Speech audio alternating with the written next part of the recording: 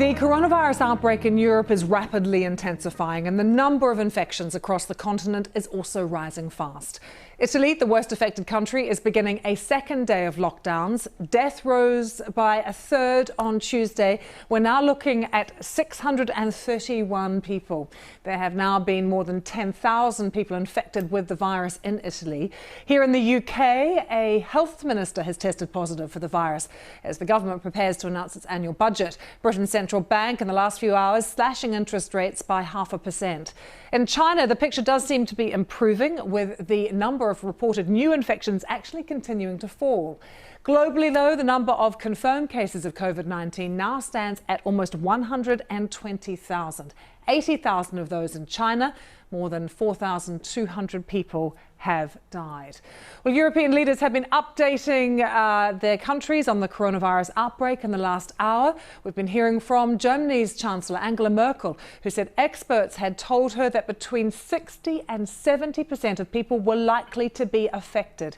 It's now all about slowing the spread of the virus. And Italy's Prime Minister Giuseppe Conte has also been giving an update, responding from a request from the worst-hit region of Lombardy to implement even more stringent measures to stop the spread of the illness.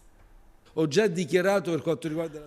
already declared on behalf of the government that we are not closed to the idea of adopting more restrictive measures. Although let's bear in mind that the day before yesterday we did introduce some restrictive measures for the whole country. But we are happy to follow the requests based on the curve of the virus contagions. The only thing I would say, and this isn't so much directed to the governors who know their areas and put in requests that are based on fact, but to those who are participating in public debate. I invite you to proceed with caution and a sense of responsibility.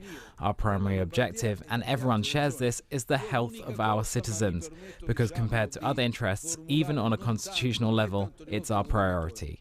But let's remember that there are also other interests at play, like civil liberties, social rights, and freedom of enterprise. Italy's Prime Minister there with that update in the last hour. Well, let's take you to Rome and join the BBC's Bethany Bell, who is there. Bethany, can you tell us what restrictions are in place at the moment across Italy and whether people are obeying the rules? Well, under this decree, people can't move from one town to another unless they have essential work reasons, unless they have health problems, or there's a family emergency that they need to go and rejoin their family, or they need to be able to get home. And if you do wish to travel from city to city, you have to fill out a special form justifying your reasons for doing so. And if you lie about that, you could face criminal sanctions for that. Elsewhere, shops are allowed to be open, but people have to maintain a meter's distance from one another. Cafes and restaurants are open from 6 a.m. to 6 p.m. But things are shutting down. A lot of people are cancelling events. Big public events have been cancelled. Just close to where I am now, St. Peter's Square in the Vatican has been closed to groups and tourists, and really a sense here of life very, very strange. About as to whether people are obeying these things, very hard to tell at the moment, and quite an individual thing. And, we haven't seen that much evidence of how the authorities are enforcing this at the moment. Bethany, we've just been hearing from Italy's Prime Minister, who said there could be even stricter rules brought in for Lombardy, which is the worst affected region in Italy. How is the health system in Lombardy coping, given the amount of new infections and new patients they're having to deal with every day? It's under immense strain. Italy has a very well-developed health system, particularly in northern regions like Lombardy. But the pressures on that system at the moment, because of so many people needing treatment in intensive care, is making things extremely hard for doctors. One of them described it as a kind of war situation that they were facing, and we've seen pictures of beds, intensive care beds, actually in hospital corridors. And the fear was, and what we understand, is that one of the reasons why the decision was taken to put the whole of Italy under this kind of lockdown was because they didn't want to see the virus spreading more in the south of the country, where the medical systems are not in such good shape as those in the north. But this is a time when medical staff are under an enormous pressure. All leave has been cancelled. Their fears that they're getting tired and what will happen if the numbers just continue to grow. Bethany, thanks for joining us from Rome, and we'll be returning to Italy shortly to hear from a resident who is under lockdown with her children about what life is like. But while Italy is taking these emergency measures across the entire country, the UK has taken an extraordinary financial step. At 7 a.m. local time, the Bank of England said it was cutting interest rates from 0.75% to just 0.25%. It's intended to ease the economic effects of the outbreak. Here's the Bank of England Governor Mark Carney.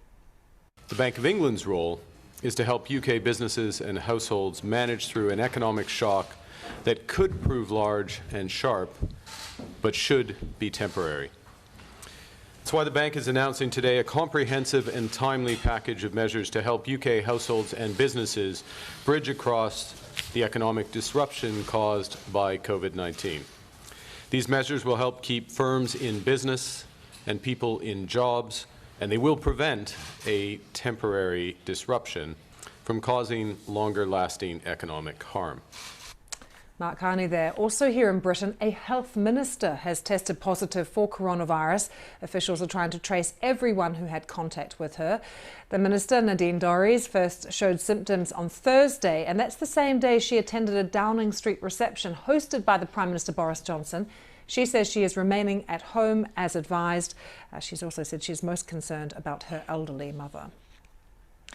The UK doesn't yet have any restrictions on public gatherings, but a Premier League football fixture has fallen victim to the virus.